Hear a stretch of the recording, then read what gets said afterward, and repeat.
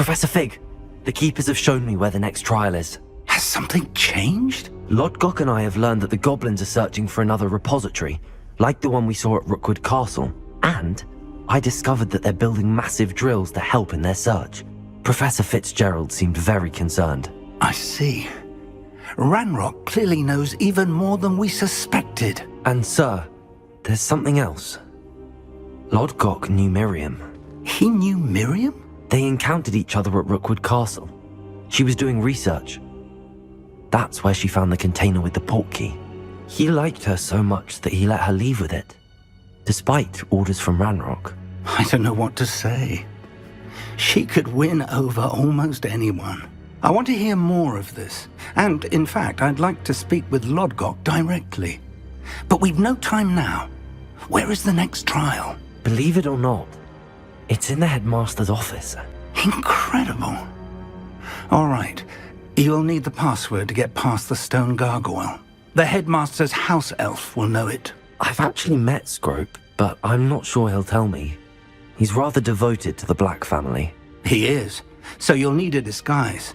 I have just the thing. A Polyjuice potion. You'll look and sound like Professor Black. Wait, doesn't Polyjuice potion require a bit of the person you want to change into?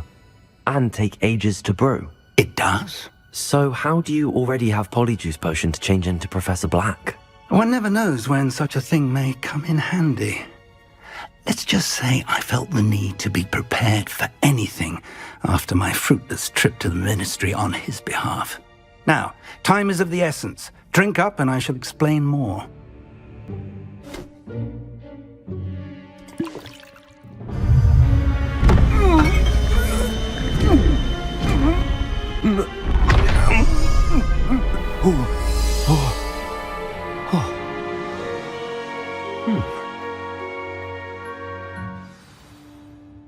How do you feel?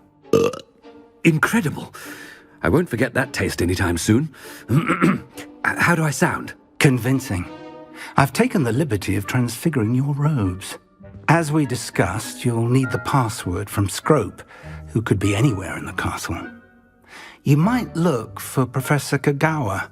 She's taken to badgering the poor elf about Quidditch in the hopes that he can convince Black to change his mind.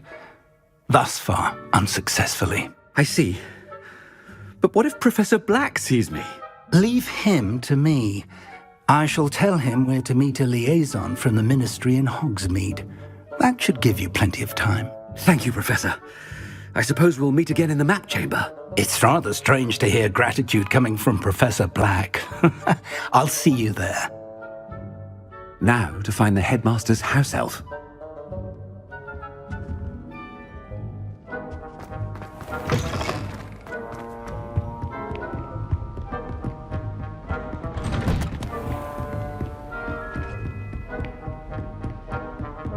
Professor, a moment of... Professor, I was hoping to catch you. Places to be, Professor Sharp. Places to be. Of course, sir. Only... you'd asked me about a particular potion, and I did? I did, yes. Well, spit it out, Sharp. I don't have all day. Probably best not to discuss it here, sir.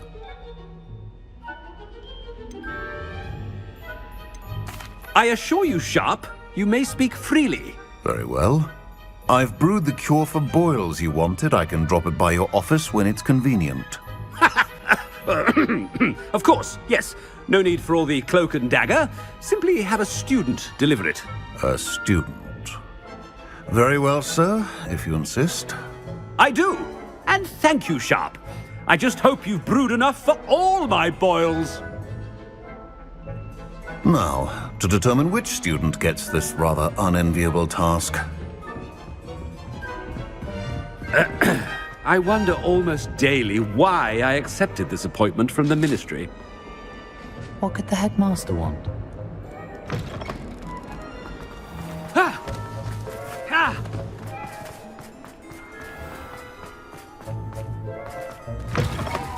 When I witnessed what passes for magic in these halls, Professor Black, how are you, sir? I haven't time for any of you at the moment. None. None at all. Professor, a word? Professor Black? Again. it is not too late to reconsider your decision regarding Quidditch. We could still have trials and a somewhat shortened season. It would be better than none at all. But the injury, Madam Kogawa. Professor, more than one student has taken a bludger to the head on our pitch. I dare say it knocked some sense into them. And they're fine now. The fact that it happened to be a pureblood, well, that's no reason to... What nonsense!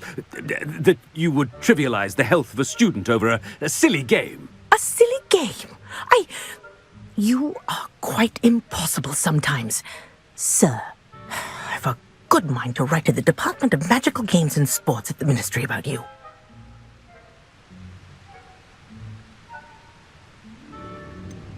I should think you'd have better things to do with your time.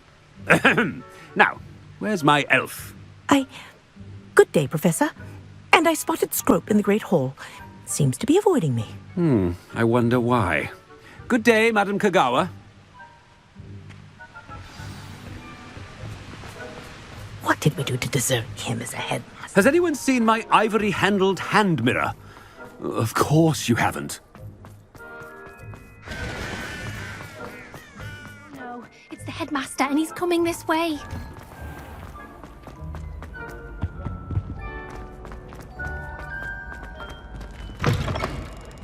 You call that a shine on those boots? Do better!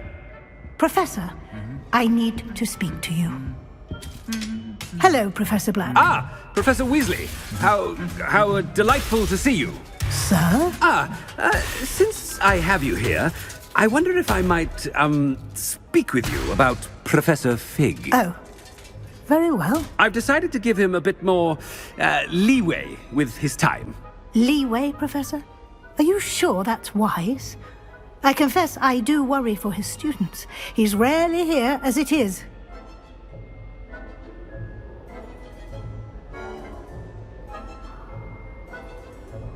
Ah, well, yes.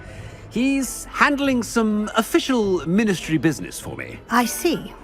But, sir, if I may, I am wary of how much time the new fifth year seems to be spending away from the castle, supposedly on Professor Fig's behalf. I've heard unsettling rumors of their escapades. Everything from sneaking into the Forbidden Forest to confronting Ranrock's loyalists and Rookwood's lot. What? Goodness. You cannot believe everything you hear, Professor. No, you cannot. I mean, I shall keep an eye on Fig. You simply keep doing the wonderful job that you're doing. Simply wonderful. Thank you. But I'm happy to look into... Good. That'll be all, Weasley. I mean, Professor Weasley. Good day. A wonderful job. Leeway for Professor Fig. I shall never understand that matter. That ought to give Professor Fig some breathing room. Wait until Master sees what a wonderful job Scrope is doing. Ahem! Attention, students! I hereby decree that the Great Hall be forthwith decorated in the stunning banners of Slytherin. I shall be taking no questions at this time. Or ever. Scrope! Oh, greetings, Master. Remind me of the password to my office. Oh, but Master made Scrope swear never to tell anyone, even Master himself. And now I'm telling you that you can tell me. Yes, sir. Of course, sir. Scrope begs forgiveness. It is the Black family motto, Master. Right. Of course, Master does remember it.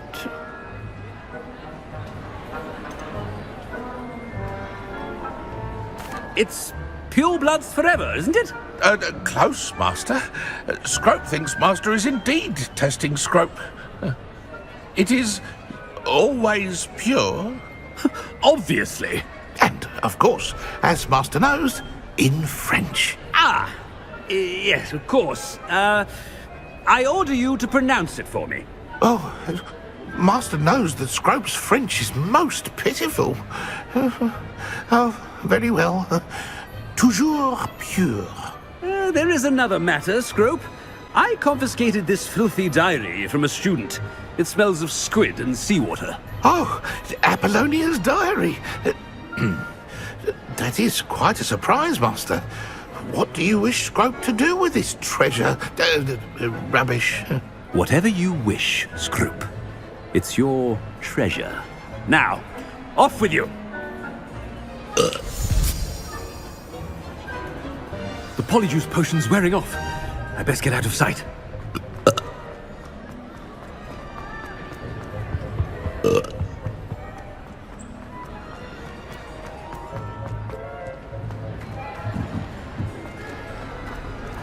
Made it just in time. It's wearing off. Fig was right. I can't believe it worked. Now to speak the password to the gargoyle.